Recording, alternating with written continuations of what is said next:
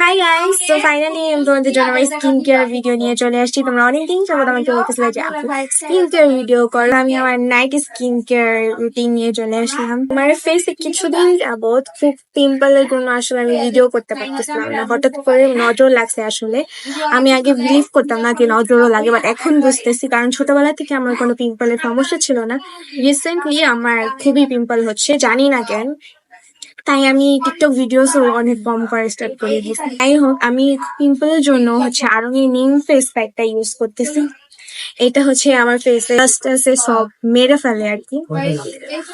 আর পিম্পলও অনেকটা কমছে এটার জন্য।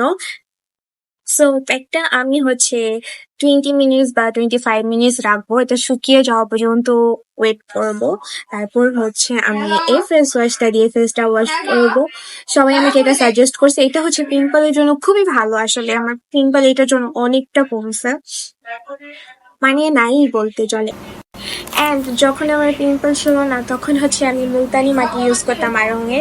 এটা হচ্ছে সানট্যান ইউজ করতে খুবই হেল্প করে। এছাড়া আমি মনে করি যে স্কিনে আপনি যত কম প্রোডাক্ট ইউজ করবেন ততটাই ভালো। ফেসটা ক্লিন করে চলে আসবো। সো আপনারা এই যে আমি ফেস ওয়াশ করে আসছি, আপনারা দেখতেই পাচ্ছেন যে আমার স্পট গুলো এখনো আছে। অনেক ছিল, এখন অনেকটা কমছে, ইনশাল্লাহ চলে যাবে। এন্ড আমি ফেস প্যাক হচ্ছে উইকে 3 দিন ইউজ করি এটা। আর মুলতানি মাটি আমার যখন মন চায় আর কি তখন ইউজ করি। দেন ফেস ওয়াশ করার পর রাতে আমি ঘুমানোর আগে আমি হচ্ছে অ্যালোভেরা জেল বা হচ্ছে সিরাম ইউজ করি। কখনো অ্যালোভেরা জেল দিয়ে ঘুমিয়ে যাই, আবার কখনো হচ্ছে সিরাম দিয়ে ঘুমিয়ে যাই। সো আজকে হচ্ছে আমি অ্যালোভেরা জেলটাই দেবো, যেহেতু ফেসটা প্যাক হচ্ছে ফেসটাকে খুবই ড্রাই করে ফেলে, তাই হচ্ছে।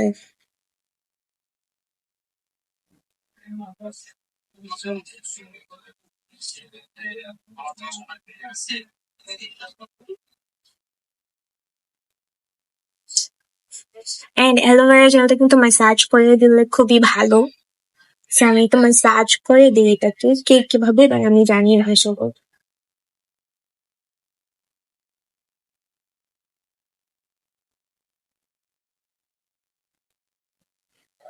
সো কেউ নজর দিবে না, okay? So I am done. এখন হচ্ছে আমি লিপ বাম দিব। So I am done. এটা হচ্ছে আমার স্কিন কেয়ার রুটিন। এন্ড আপনাদের আর কোনো কোয়েশ্চেন থাকলে অবশ্যই কমেন্ট করুন। আমি এখন থেকে এই টাইপের ভিডিও বানানোর চেষ্টা